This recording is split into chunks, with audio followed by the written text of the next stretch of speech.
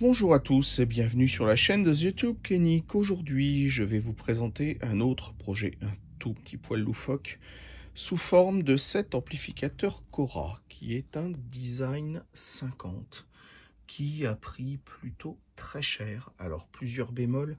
Le Design 50, déjà, n'était pas l'amplificateur qui avait la meilleure réputation de chez Cora, surtout d'un point de vue fiabilité.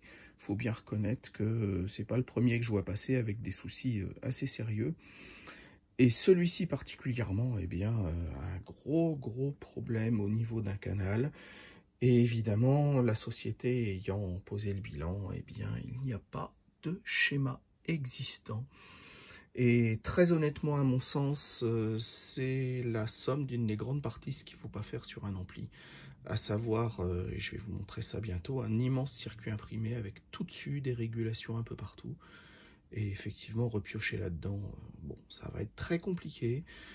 Donc le client, eh bien, ayant cet appareil en panne après un achat il n'y a pas si longtemps, se retrouve avec une perte sèche un peu importante. Et je pense qu'avec son accord, on va faire une grosse modification de cet appareil pour le retransformer en quelque chose qui non seulement devrait fonctionner, mais surtout, et c'est le plus important, qui devrait être fiable. Pour illustrer mon propos, voilà ce que je n'aime pas trouver sous un ampli à tube.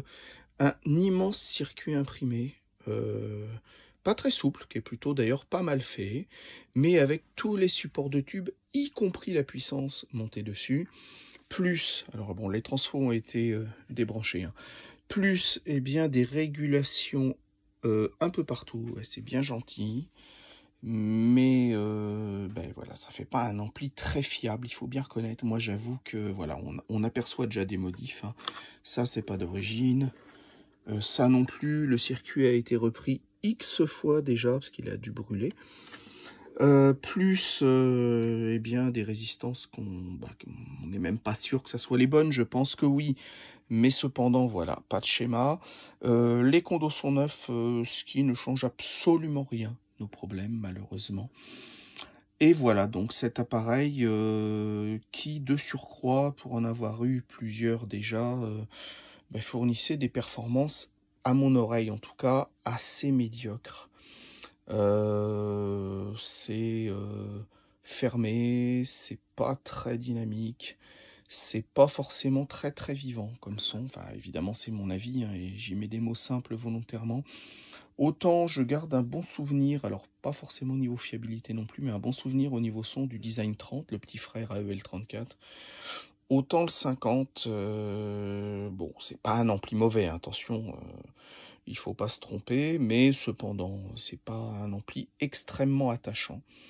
Donc, je pense qu'on va faire une très grosse modif sur cet appareil pour le transformer d'un gros presse-papier, pas très utile, à un ampli en ordre de fonctionnement. Ce que j'ose espérer, avec certainement un parti pris de montage totalement différent. Et je pense qu'on va commencer par se débarrasser de cet infâme circuit imprimé qui me plaît vraiment pas et qui de toute façon est en panne bien comme il faut. Et faute de schéma, effectivement, c'est pas gagné. Et voici donc le fameux circuit imprimé qui, à part le côté du pont de diode, des condos soudés d'une manière un petit peu douteuse, quelques composants qu'on aperçoit là qui sont pas d'origine. Les autres étaient intégralement gonflés quand il est arrivé. Je me suis donc permis de les remplacer au cas où on aurait pu le sauver, mais cependant il reste encore beaucoup de pannes dans ce circuit, qui pourtant, voilà, ne présente pas forcément beaucoup de soucis, si ce n'est, une fois de plus, voilà, sous le condensateur, on voit qu'il y a encore eu du bricolage ici. Donc c'est un ampli qui a déjà cramé plusieurs fois, certainement. Il y a eu pas mal de soudures refaites, plus ou moins d'ailleurs, oups, ça se voit pas, plus ou moins bien, faut bien reconnaître. Bref, enfin moi, je vous donne mon opinion, hein. J'aime beaucoup le câblage en l'air et je trouve ça atrocement laid. De surcroît, faute de schéma, voilà. On va être un petit peu embêté pour refaire marcher cette chose. Et puis bon, vu les performances, je pense qu'on doit pouvoir faire mieux. Alors c'est pas pour pour dire qu'on fait mieux que Cora ou pas. Je vais simplement choisir très certainement un autre schéma et une autre direction en profitant du châssis que je vous laisse découvrir.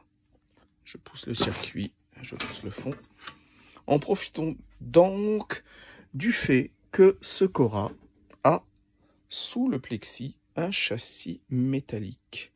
J'ai testé les transfos, ils sont tous bons. Donc, je pense que,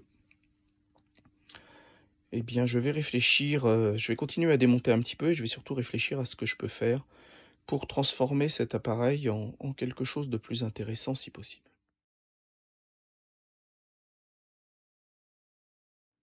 Voici le capot retiré sur le Cora et, oh surprise, les transformateurs de sortie ne sont pas d'origine, ils ont déjà été changés, en l'occurrence par des Hammond 1650N, donc transfo canadiens qui sont plutôt de bonne facture, et qui iront très bien sur un push de KT88 ou de 6550, qui peuvent aussi faire 6L6 et 807. J'ai retiré tout l'emballage plexi, donc voilà, on sait pourquoi l'ampli... cet ampli a déjà cramé une fois vraisemblablement ses transfos de sortie, donc voilà, ça commence bien. Donc je regrette encore moins de l'avoir totalement dépouillé pour le refaire. Donc voilà le châssis qui se cachait sous le plexiglas noir de l'habillage. Et on voit qu'on a quand même déjà quelques trous qu'on va réutiliser pour faire un ampli certainement plus fiable. Ce sera pas très difficile d'ailleurs.